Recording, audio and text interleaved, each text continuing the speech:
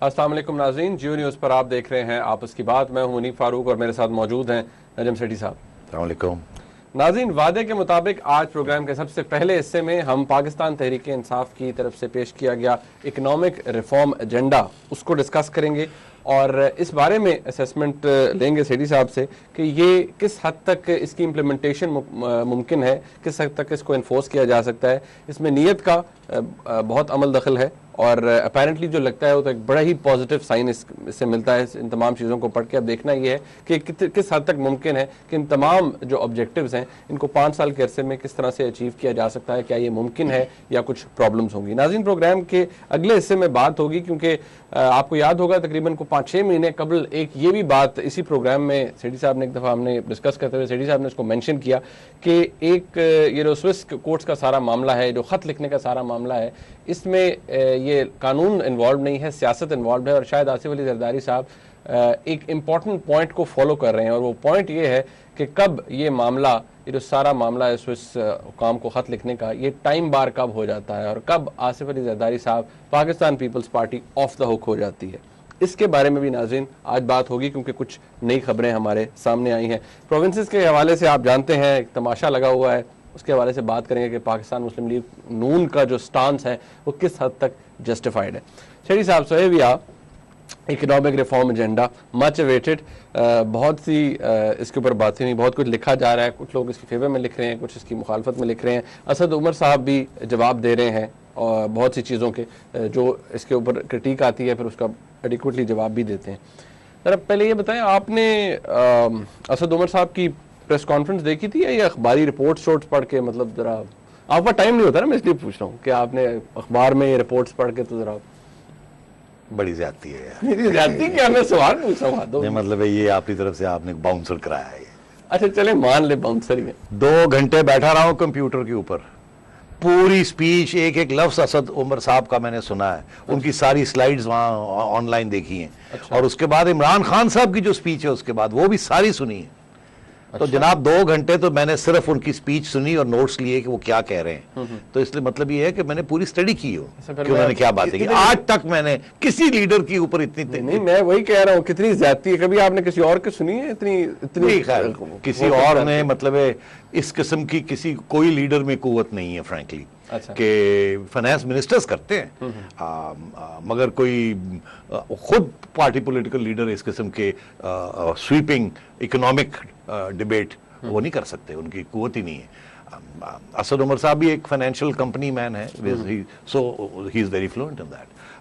सो अगर सरताज अजीज साहब होते तो सुनना पड़ता, अगर हफीज शेख साहब होते तो सुनना पड़ता, डार साहब होते तो सुन लेते, मगर सरताज साहब को जरूर सुनते, तो असद साहब को भी सुनना पड़ा। अच्छा, अब ये बताएं सेठी साहब कि आपको from the looks of it, slides आपने भी देखी, मैंने भी उनको जो समझ बूझ रहा था मैं थोड़ी बहुत है देखा, आपको क्या, what's your perception about it, आपको क्या लगा, what's your feeling about it? यार यू नो, एक तो फील गुड फैक्टर तो बहुत है ना, मजा आता है ऐसी बातें सुनने में। मुझे तो बहुत मजा आया, सबको मजा आता है, दिल खुश होता है, वाह वाह। फिर सवाल ये खड़ा होता है काश ये हो सकता हो, फिर ये सवाल खड़ा होता है क्यों नहीं हो सकता, क्या ये कर सकते हैं कि नहीं कर सकते। नीयत तो साफ है, मगर फिर याद आता है कि मुशर्रफ की नीयत भी बड़ी जबरदस्त थी, क्या किया क्या नहीं कर सके।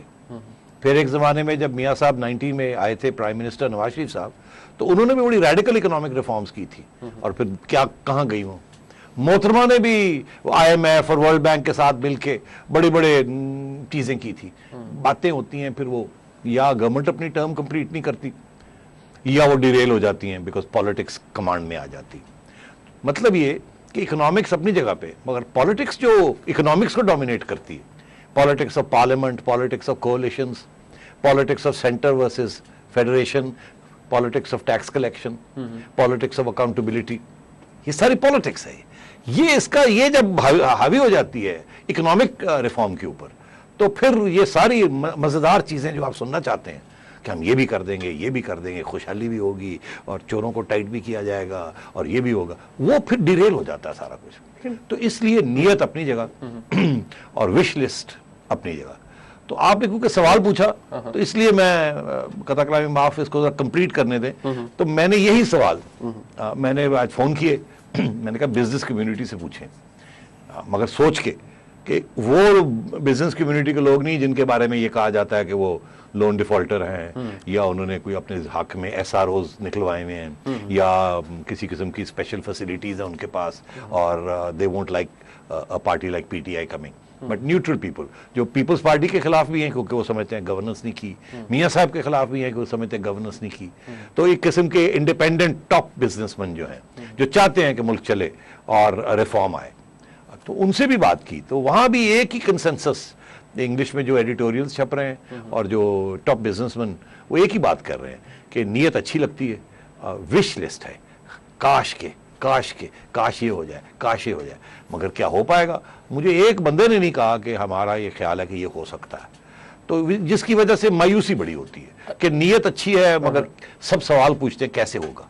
अच्छा सीडी साहब, एक बात, डोंट यू एग्री कि ये पहली दफा है कि इस तरह से एक इमरजेंसी प्लान सामने लाया गया है जिसपे कैटेगराइज कर दिया गया कि जी एनर्जी रिफॉर्म्स क्या होंगे, एक्सपेंडिचर रिफॉर्म्स क्या होंगे, इंस्टीट्यूशनल रिफॉर्म्स क्या होंगे, हमने टैक्सेस कैसे कलेक्ट करने हैं, हेल्थ सेक्टर को क्या करना है, एजुकेशन इमरजेंसी कैसे आएगी। तो इस तरह से to the best of my memory serves me well, मुझे तो नहीं याद पड़ता किसी ने इस तरह कैटेगराइज किया हो कभी। नहीं, 1960s में जब हार्वर्ड के इकोनॉमिस्ट्स यहाँ आए हुए थे और प्लानिंग कमीशन के लोग बैठे हुए थे उनके साथ, तो उन्होंने 5 ईयर प्लान्स बनाए थे। अच्छा। तो इसी किस्म की डिबेट्स चलती थी।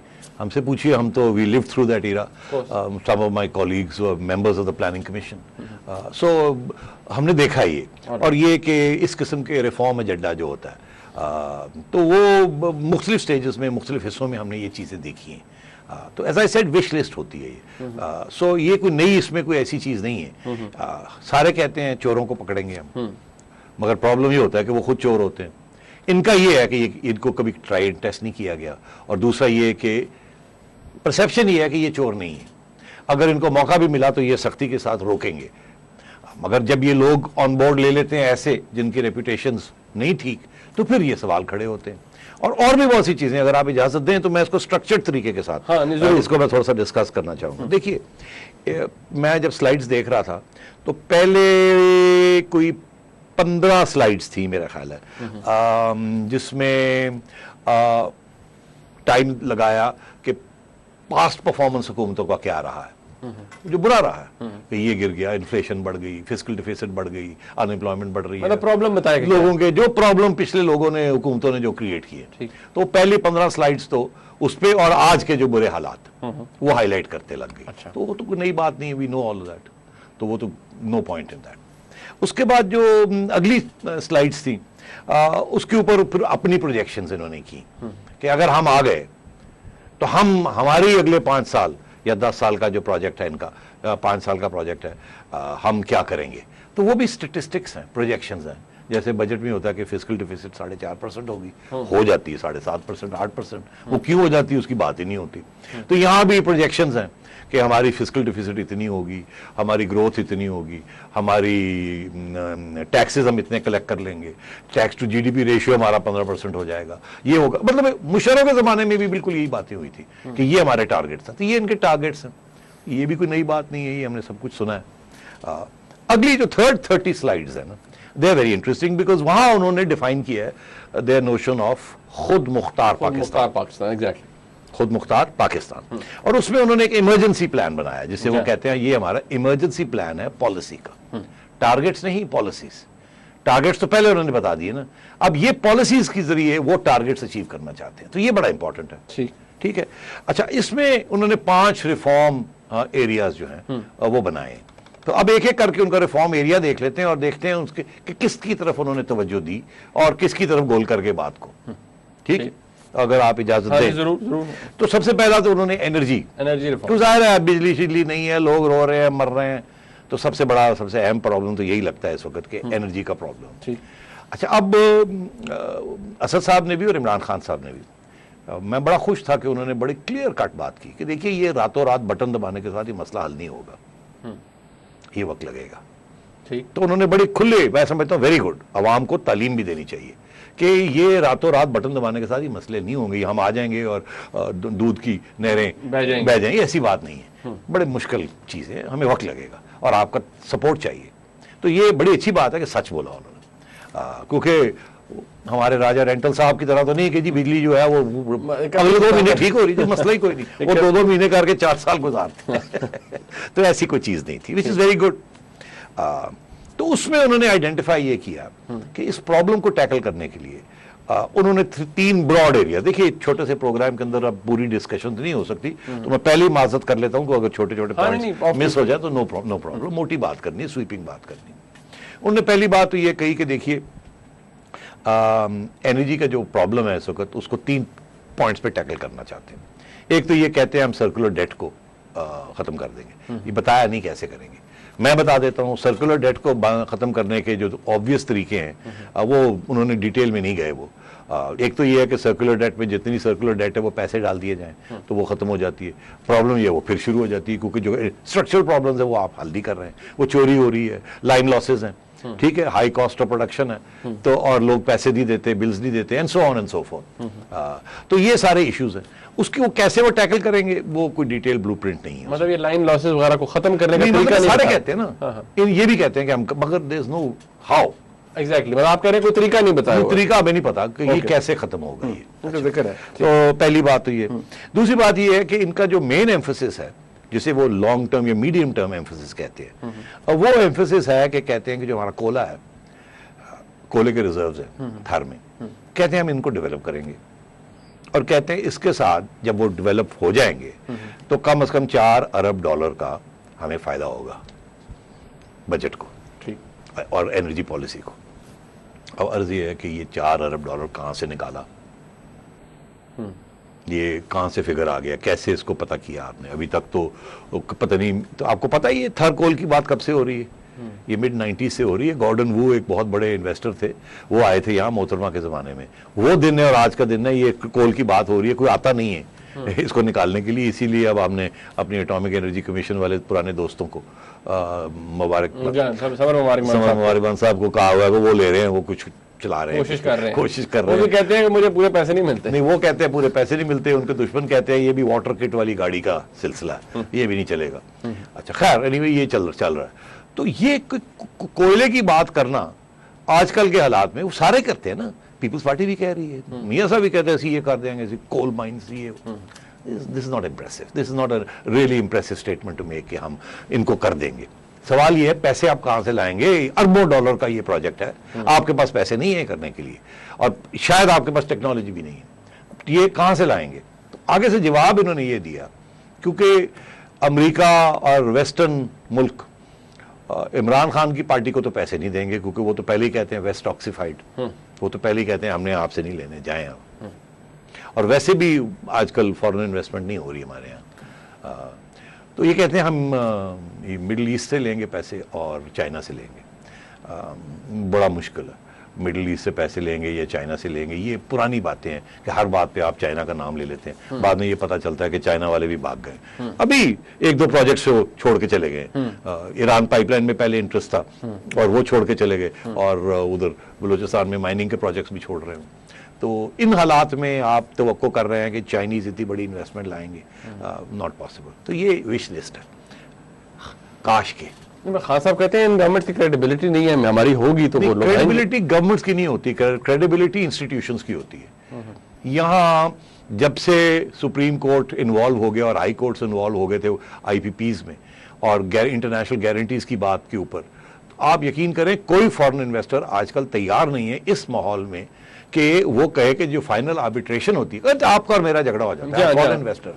आप कह रहे हैं आजकल कि हमें आपकी अदालतों पे कॉन्फिडेंस नहीं है, क्योंकि वो गारंटी होती है ना जी, आपने झगड़ा हो जाए तो किस अदालत में जाएंगे।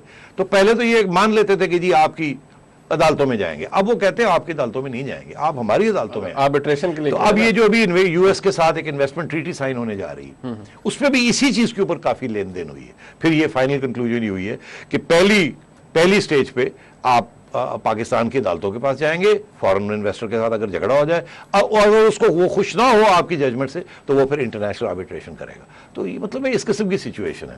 तो मैं नहीं समझता कि ये कोल वाली बात जो है ये कोई इतनी रियलिस्टिक है कि 4 या 5 साल में आप कोल माइंस को with the best of intention आप शुरू कर सकते हैं। अगर आपको 5 साल मिल जाए और आपके पास फुल पावर हो और सिंध की हुकूमत भी आपकी हो, क्योंकि ये कोल सिंध में है। सही।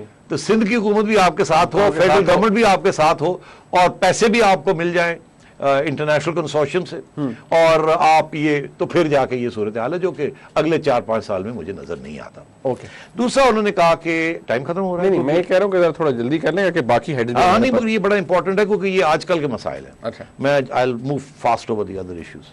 दूसरा वो कहते हैं कि हम जब ये कोला इस्तेमाल करेंगे तो फिर हम जो हमारे जो प्लांट्स हैं इस वक्त जो तेल पे चलते हैं या गैस पे चलते हैं उनको फिर हम कोयले से चलाएंगे, मतलब कोयले से फिर चलाएंगे। ओके। अर्ज ये है कि वो प्लांट्स जो हैं उनको ट्रांसफॉर्म करना टू रन ऑन कोल वो एक नया प्रॉब्लम है, उसके ऊपर नई इन्वेस्टमेंट्स की जरूरत है।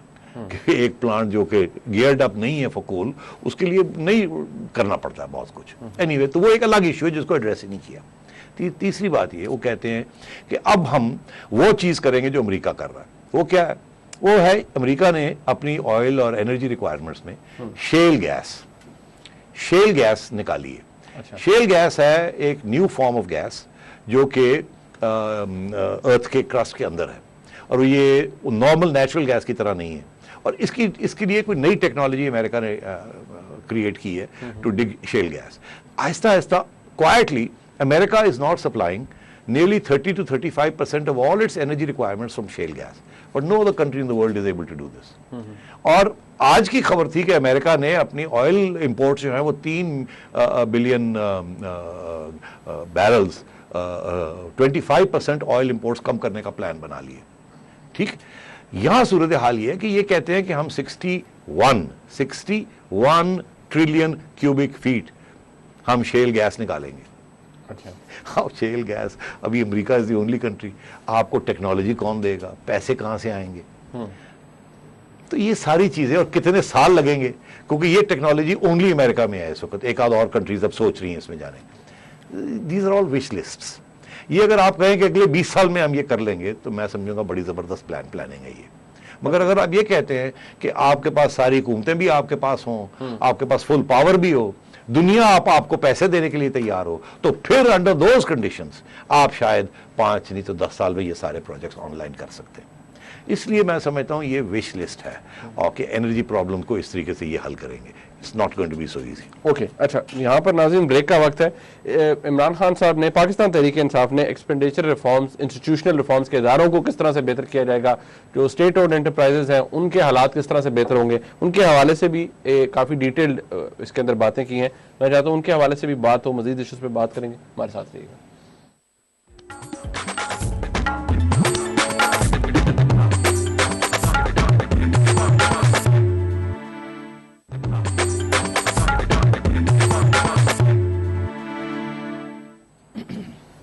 नाज़रीन, इस हिस्से में बात होगी इंस्टीट्यूशनल रिफॉर्म्स की, जो कि जिनके बारे में कहा गया है पाकिस्तान तहरीक इंसाफ की तरफ से कि ये भी लाए जाएंगे। इनके अंदर एक इसको डिवाइड किया है उन्होंने। पहले अकाउंटेबिलिटी रिफॉर्म्स, यानी कि एहतसाब किस तरह से किया जाएगा। अच्छा, अब इसमें एहतसाब कैसे किया जाएगा, टैक्स कैसे बढ़ाए जाएंगे, चोरों को कैसे पकड़ा जाएगा, यही है ना। हाँ, मतलब अकाउंटेबिलिटी की पहले बात की है, फिर गवर्नेंस आ जाता है। इसमें देखिए, ये मुशर्रफ साहब जब आए थे तो उन्होंने सबसे पहले इसी से शुरू किया था ना, अकाउंटेबिलिटी से, आपको याद होगा। और कोई 50-60 बिजनेसमैन और कंट्रैक्टर्स, इस किस्म के लोगों को पकड़ के अंदर कर दिया था, और फिर उनको नैब के साथ बैठाया और फिर उनकी नेगोशिएशंस करवाई, प्री बार्गेनिंग हुई, और बड़े तीर मार लिए नैब ने। और जर्नलों की नैब थी, ठीक है, तगड़ी नैब थी। तो कितने बिलियन, 20-30 बिलियन रुपए इकट्ठे कर लिए वन ऑफ, और वो भी इतने हाई हैंडेड टैक्टिक्स के साथ कि मैं समझता हूँ उस ज़माने में बहुत सा कैपिटल पाकिस्तान से बाहर चला गया था खौफ की वजह से। तो ये कोई टैक्टिक नहीं होता कि लोगों को पकड़ के जेलों में डाल दें आप। ये बिजनेस कम्युनिटी को बनाने में सदियां लगती हैं। हर मुल्क की हिस्ट्री में बिजनेसमैन चोरी करते हैं, आहिस्ता आहिस्ता वो चोरी करके अपने एम्पायर्स बनाते हैं। एम्पायर्स के बाद फिर वो फिलैंथ्रोपी करते हैं, फिर चैरिटी शुरू करते हैं, फिर वो एक रिस्पेक्टेबल बन जाते हैं। और अगर आप उनको पहली स्टेज भी मारना शुरू कर दें तो फिर 2 मसले बनते हैं। एक तो कम्युनिटी नहीं बनती, एक कल्चर बिजनेस का नहीं बनता, लोग पैसे लेके सेफ हेवंस पे चले जाते हैं। दूसरा ये है कि पैसा वापस नहीं आता, लोगों को अंदर करने के साथ पैसा जरूरी जबरदस्ती वापस नहीं आता। सही। मुझे पूछिए कैसे। जब हम अकाउंटेबिलिटी करने चले थे, क्योंकि फर्स्ट हैंड एक्सपीरियंस है, फखरुद्दीन इब्राहिम साहब जो आजकल चीफ इलेक्शन कमिश्नर हैं, और आपके खादिम और एक दो और दोस्तों ने, नहीं कानी साहब का रोल नहीं था, बारह और दोस्त थे जिन्होंने बैठ के ये अकाउंटेबिलिटी कानून बनाया था। तो हमें फर्स्ट हैंड एक्सपीरियंस है। मैंने आपको पहले भी जिक्र किया, हमने भी यही सोचा था कि चोरों को पकड़ा जाए, ये नेचुरल रिस्पॉन्स होता है। तो उसमें फिर हमने एक फॉरेन फोरेंसिक कंपनी को बुलाया, एक नहीं दो को, उनसे हमने नेगोशिएशंस किए।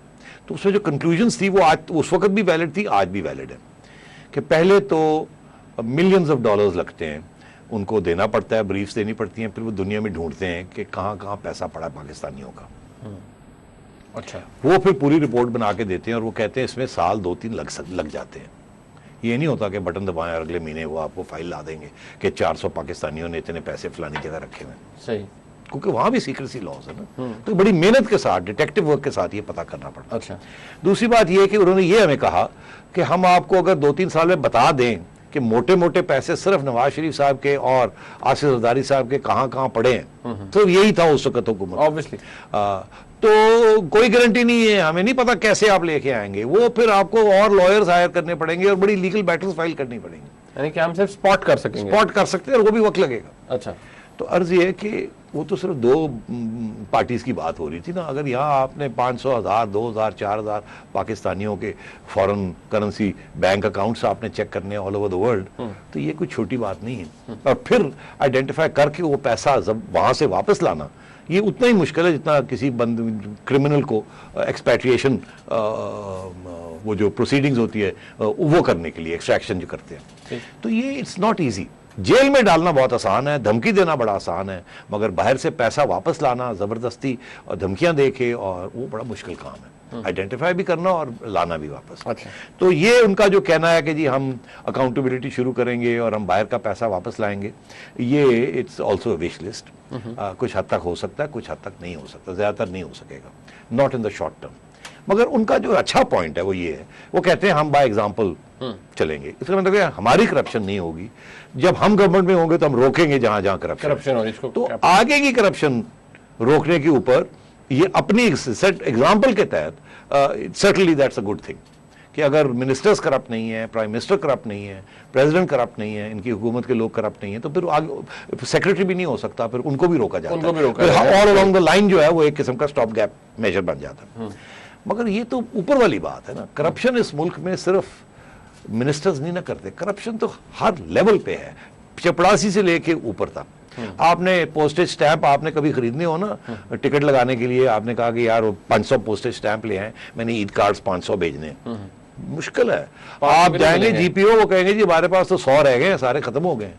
आप ऐसे करें, बाहर चले जाएं, वो थड़े पे लोग बैठे हुए हैं, उनसे ले लें, उनके पास है, उनके पास आप जाएंगे, वो कहेंगे हाँ रुपए का स्टैंप जो है 1 रुपए 20 पैसे का मिलेगा आपको। एग्जाम्पल दे रहा हूँ।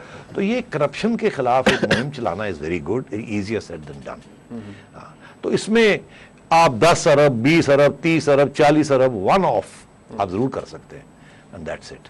उसके बाद आपको इंस्टीट्यूशनल मैकेनिज्म्स बनाने पड़ेंगे रिफॉर्म के, जो कि बात बड़ी आसान होती है कि जी सीबीआर को हम रिफॉर्म कर दें। इंडिया जैसा मुल्क, पता है इंडिया में इस वक्त जो स्केल ऑफ करप्शन है, ये सारी कांग्रेस की हुकूमत जो है, आप समझते हैं कि ये हुकूमत करप्ट है, आप इंडिया की आपको पता ही नहीं है कि वहां क्या हाल है, कितनी करप्शन है इंडिया में इस वक्त। India is more corrupt than Pakistan, और वहां गवर्नमेंट जो है फिर भी बैठी हुई है Congress government. It's not easy. India की CBR is far more efficient, उनकी intelligence services and revenue services far more efficient, उनका tax to GDP ratio already 15% पे पहुंचा हुआ है, फिर भी they are more corrupt than us. हमारा तो 9% ऑफ जीडीपी है। तो ये again wish list, not so easy. CBR की रिफॉर्म किसने नहीं सोचा। आज भी जो चेयरमैन है सीबीआर के, बड़े जबरदस्त इंसान है अली अरशद साहब, सॉलिड, इनसे ज्यादा सॉलिड आपको बंदा नहीं मिलेगा, मगर he also has his hands full. वो कितने अरसे में क्या कर सकते हैं, तो we have to see, it's not easy. With the best of intentions आप छोटा सा एक चिप मार सकते हैं, ये सारे सोसाइटल मसला है, इट्स टेक्स टाइम। तो ये एक टर्म में इस किस्म की बात, ये लोगों को ये जैसे कहते हैं ना वो दूध की नहरें बहाना, वो नहीं हो सकता, अच्छा बात नहीं है। ओके, तीसरी चीज, अच्छी बात की उन्होंने, ये मैं इसलिए थोड़ा वक्त लगाना चाहता हूँ इस पर क्योंकि ये अच्छी बातें हैं कुछ। इन्होंने कहा हम एक टैक्स वाइटनर स्कीम भी लगाएंगे। अच्छा, हर हुकूमत जब आती है, पहले martial law government specially, Ayub Khan के ज़माने से ये शुरू हुआ कि जी आप अगर ब्लैक मनी जो आपकी है वो डिक्लेयर कर दें और इतना टैक्स दे दें, 10% टैक्स दे दें, आमतौर पे 25% है, 20 to 25 to 33, आप लोएस्ट 10% दे दें, अपना वाइट कर लें। उसका जो रेट ऑफ सक्सेस है ना वो बड़ा लो है। लोग समझते हैं कि बड़ा हाई रेट है, हाई रेट ऑफ सक्सेस नहीं है, उसके साथ भी इतना पैसा वापस नहीं आता, क्योंकि जो पैसा चोरी हो गया ना वो चला गया कहीं, चला गया, सही, वो यहाँ नहीं पड़ा हुआ, या अगर पड़ा भी हुआ है तो प्रॉपर्टीज में है जो कि आप ना बेच नहीं सकते। तो टैक्स देना is not easy even on black money, क्योंकि वो कैश से देना पड़ता है, कैश रिसोर्सेज। तो अर्जी है, इन्होंने एक बड़ी अच्छी बात की है, तो ये कोई नॉवल या नया आइडिया नहीं है। इन्होंने कहा है कि हम ये कहेंगे कि एक तरफ तो हम डंडा चलाएंगे, दूसरी तरफ हम ये कहेंगे कि पहले महीने अगर आपने 100 रुपए चोरी किए हुए, छुपा के रखे हुए कहीं, तो आप दिखा दें, अब कहीं हमारे पास 100 चोरी के रुपए हैं, 1 रुपया दे दें टैक्स पहले महीने। अगले महीने हम उसको 5 या 10% कर देंगे, उसके अगले महीने और टाइट कर देंगे, और फिर यहां से पकड़ लेंगे अगर आपने नहीं किया। यहां तक तो ये पहुंचेंगे नहीं, क्योंकि उसके लिए फिर अदालतें इनको सपोर्ट नहीं करेंगी। ड्यू प्रोसेस ऑफ लॉ जो है ना, उसमें ये आगे नहीं बढ़ सकेंगे।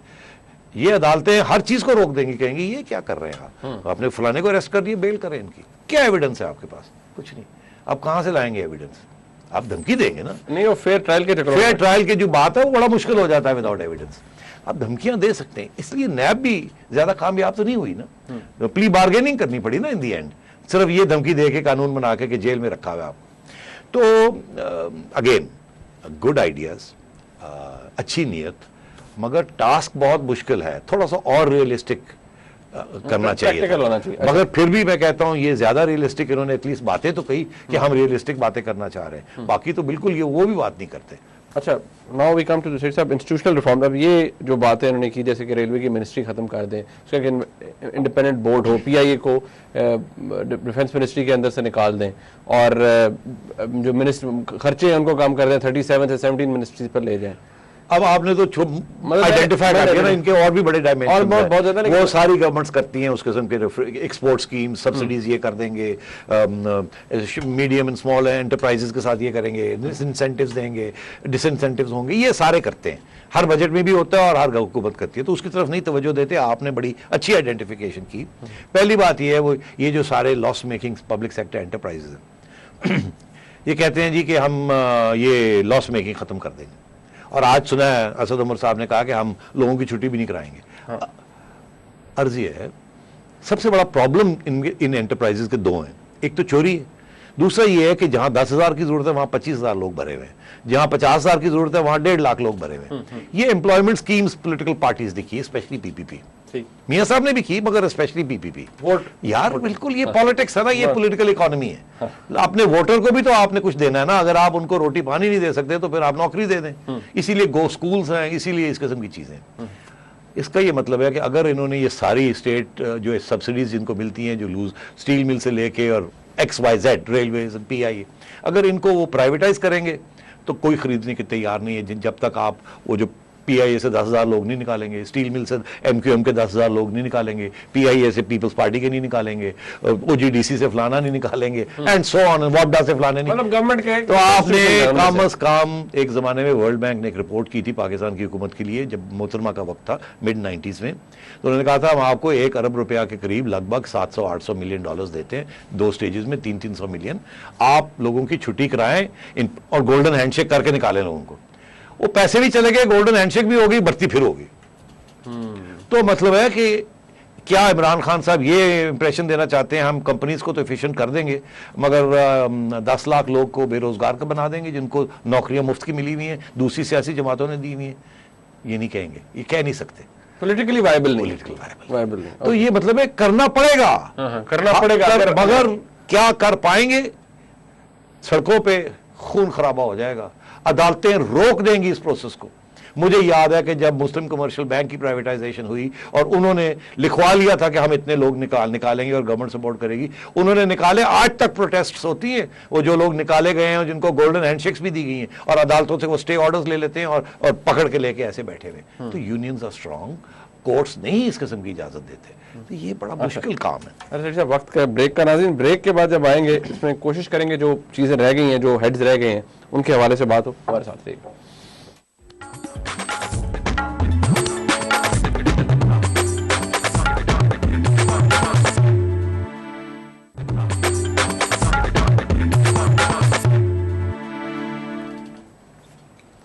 नाज़रीन, आमतौर पर यही बात की जाती है कि हमारे मुल्क की तमाम हुकूमतें जो हैं, सूबाई हो या फेडरल गवर्नमेंट हो, खर्चे बहुत हैं उनके। एक्सपेंडिचर यानी कि अखराजात को कम करने के लिए अगर one looks at the slide तो बड़ी डिटेल्ड बातें लिखी हैं कि हम सब काफ़ी चीज़ें काम कर देंगे।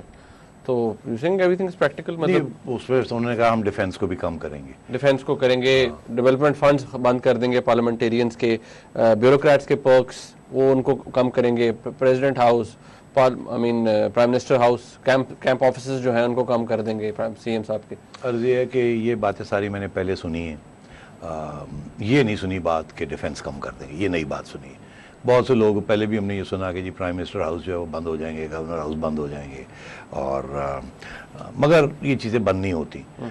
फिर ब्यूरोक्रेट्स आ जाते हैं, वो आके कहते हैं जी बंद करेंगे तो इतना खर्चा है बंद करने का, इतना नुकसान है, और अगर चलते रहने देंगे तो इतना नुकसान है। तो बेहतर ये है कि आप इनको चलते रहने दें, फिर नहीं तो आपको नए नए घर लेके देने पड़ेंगे और ये करना पड़ेगा, उसके खर्चे इतने हैं, तो थोड़ा बहुत वो छोटे मोटी ट्रिमिंग हो जाती है, फिर जगह रह जाती है।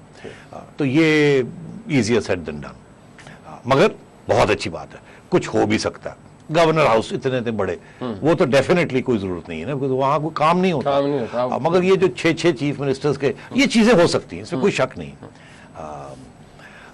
So good. पार्लियामेंटेरियंस की डेवलपमेंट बजट्स, अगर आपने ये काम किया ना तो फिर अगली इलेक्शन तो आप नहीं जीत सकते।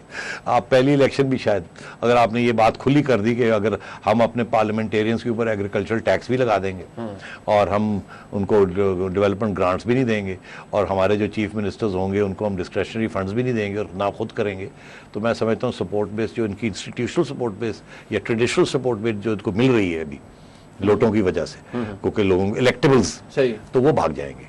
और मैं देख रहा था कि असद उमर साहब को एहसास है इस बात का, उन्होंने हंस के एक दफा उस स्पीच में भी ये कहा कि, और इशारा यही था कि वो लोग ऑलरेडी परेशान हो रहे हैं हमारी बातों से, तो इसको छोड़ ही दिया जाए। मतलब है उन्हें एहसास है, उन्होंने इस किस्म की बात की, एग्जैक्ट वर्ड्स मुझे याद नहीं, मगर इशारा यही था कि land reform, agricultural tax, private public sector corporations की छांटी करना, ये बातें जो है इनको थोड़ा गोलमोल ही रहने दें, नहीं तो बड़ा मसला बन जाएगा हमारे लिए। मगर इरादे हैं इनके, आपको करेंगे या नहीं करेंगे वो देखते हैं। डायरेक्टली डिस्ट्रिक्ट्स को फंड, इनकी नीयत बड़ी अच्छी है, मगर पॉलिटिकल एक्सपीरियंस नहीं है। जब जाएंगे ना तो पता लगेगा। मैं कहता हूं कि इमरान खान अगर इनकलाबी भी बन जाए, जो नहीं है वो, अगर होते तो बहुत से लोग उनकी पार्टी में ना होते, बहुत से लोग तो हैं मगर बहुत से लोग ना होते। अगर वो इनकलाबी भी होते, मार्क्स की तरह, माओ जेतुंग की तरह, बेन बेल्ला की तरह, खोमेनी की तरह, एटसेट्रा एटसेट्रा, तो ये रास्ता नहीं है फिर स्टेट पावर लेने का, कि एस्टैब्लिश्ड लोगों के साथ आप या कंपनी एग्जीक्यूटिव्स के साथ आप टेक ओवर करें स्टेट पावर का। असद उमर साहब पाकिस्तान को चलाना चाहते हैं जैसे वो एक कंपनी चलाते हैं, authoritarian command structure, accountability, decision making, management, innovation, companies करती है। That's what company strategy and company ईथॉस is all about. मुल्क ऐसे नहीं चलते। मुल्क में कॉन्स्टिट्यूशन भी होती है, अदालतें भी होती हैं, प्रोविंसेस भी होती हैं, लोकल गवर्नमेंट्स भी होती हैं, पॉलिटिकल इंटरेस्ट, वेस्टेड इंटरेस्ट भी होते हैं, डिवोल्यूशन भी होती है, सेंट्रलाइजेशन भी होती है। हर स्टेज के ऊपर प्रॉब्लम ही प्रॉब्लम होते हैं, कॉम्प्रोमाइज ही कॉम्प्रोमाइज करनी पड़ती है। बेहतर ये हो कि ये कहते हैं कि जी सारा कुछ हम करेंगे, इसमें एक चीज और कह देते। मैं एडवाइजर होता तो मैं कहता, कह रहे जी हम स्वीप कर रहे हैं, हम कॉन्स्टिट्यूशनल अमेंडमेंट ऐसा ला रहे हैं कि हम प्रेसिडेंशियल सिस्टम ले आएंगे, और चीफ जस्टिस साहब के पास जाएंगे कि आइन की रूह बदलने जा रहे हैं, आप मेहरबानी करके हमारी बात मान लें, प्रेसिडेंशियल सिस्टम होगा, हम करके इलेक्शन कॉल कर लेंगे। इमरान खान साहब will stand as the president, वो प्रेसिडेंट बन के आएंगे, फिर वो अपनी टीम बनाएंगे और वो फिर एक सेंट्रलाइज सिस्टम ऐसा बनाएंगे जहां उनकी रिट चलेगी। तो फिर सवाल, ये एक पहला स्टेप। प्राइम मिनिस्टेरियल सिस्टम जो इस सिस्टम में बहुत कम गुंजाइश है फॉर रेडिकल रिफॉर्म। दूसरी बात यह कि जब आपको याद होगा जनरल मुशर्रफ आए थे तो चीफ एग्जीक्यूटिव बन गए थे ना, जैसे कंपनी चलाने आए, फौज जो डंडा लिया हुआ और साथ चीफ एग्जीक्यूटिव भी और चीफ मार्शल लॉ एडमिनिस्ट्रेटर भी और सारा कुछ बन के आए थे। तो 2 साल के बाद 3 साल के बाद इलेक्शन की तरफ भागना पड़ा ना, नहीं चला सके। तो यार पॉलिटिक्स इनकी कमजोर है और थियरी इनकी मजबूत है, नीयत इनकी अच्छी है। तो मैं ये समझता हूं कि अब क्योंकि रैप अप करना है आपने, तो रेवेन्यू कलेक्शन में भी इन्होंने जो बातें की हैं उनमें बहुत सी बातें हमने डिस्कस कर दी, मगर ये जो एग्रीकल्चर टैक्स है, प्रॉपर्टी टैक्सेस कहते हैं हमने लगाने हैं, इसमें सारे वो इश्यूज आ जाएंगे ना जो एजुकेशन और हेल्थ के आते हैं कि ये प्रोविंशियल सब्जेक्ट है, ये फेडरल सब्जेक्ट है। अगर इनकी गवर्नमेंट सेंटर में बनती है और पंजाब में नहीं बनती तो क्या होगा?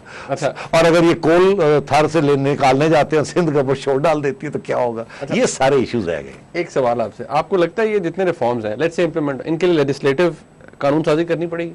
सबके लिए कानून साजी करनी पड़ेगी और फिर कानून साजी के बाद भी अदलिया को साथ लेना पड़ेगा, लॉ एंड ऑर्डर जो है उसको साथ लेना पड़ेगा, अदरवाइज ये बिल्कुल नहीं चल सकता। हेड साहब, आम कानून साजी किस तरह होती है आप जानते हैं? देखिए, सिंपल मेजॉरिटी नेशनल असेंबली में चले आ गई, सेनेट में तो अगले 2-2.5 साल पीटीआई का कोई वजूद नहीं होगा। हाँ तो नहीं, मगर सेनेट डिले कर सकती है ना, डिले मैं वहां पर अभी तो जो बैठे हुए हैं वो तो अगले 3 साल कहीं नहीं जा रहे। हाँ मगर डिले करेंगे ना बिल्स हाँ, को, exactly। इवेंचुअली तो करना पड़ेगा ना। मगर the issue is not so much the senate Mujib, वहां सेनेट में तो इनकी ना भी कुछ हो, 3 साल में ये कोई स्टेप्स कदम उठाएंगे, सेनेट साबोटाज करेगी क्योंकि उनको फेल करना चाहेगी और ये लड़ाई झगड़े शुरू हो जाएंगे और फिर वो 1 महीने के बाद 2 महीने के बाद फिर इनको आईन इजाजत देती है कि अगर सेनेट ना भी करे तो ये कर लेंगे। मगर अर्ज ये है कि अदालतें, due process, provincial rights, constitutional amendments, it's a mess. इतना एम्बिशियस एजेंडा ये कागज पे बहुत अच्छा लगता है। मैं समझता हूं मुनीब कि अगर इमरान खान साहब प्राइम मिनिस्टर बनते हैं इस माहौल में, with all the limitations of power and constitutional limitations, institutional limitations, मतलब मैं कौन सी माई का बाल लाल है जो कि डिफेंस एक्सपेंडिचर कम कर सकता है, छोड़े इस बात, ठीक। और अगर इमरान खान साहब कर देते हैं तो मतलब है कि वाह कमाल ही हो जाएगी, इनकलाब ही होगा। तो अर्ज ये है कि बात अच्छी क्या है इस चीज में, ये तो नेगेटिव बातें होगी ना, बात अच्छी क्या है? बात अच्छी ये है कि पहली दफा एक लीडरशिप आएगी जो साफ होगी, इसके ऊपर दाग नहीं होंगे।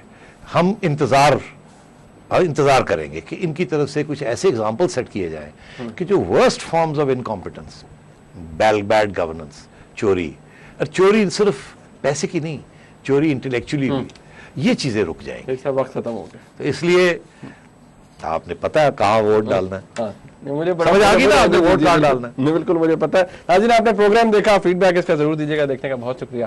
खुदा हाफिज।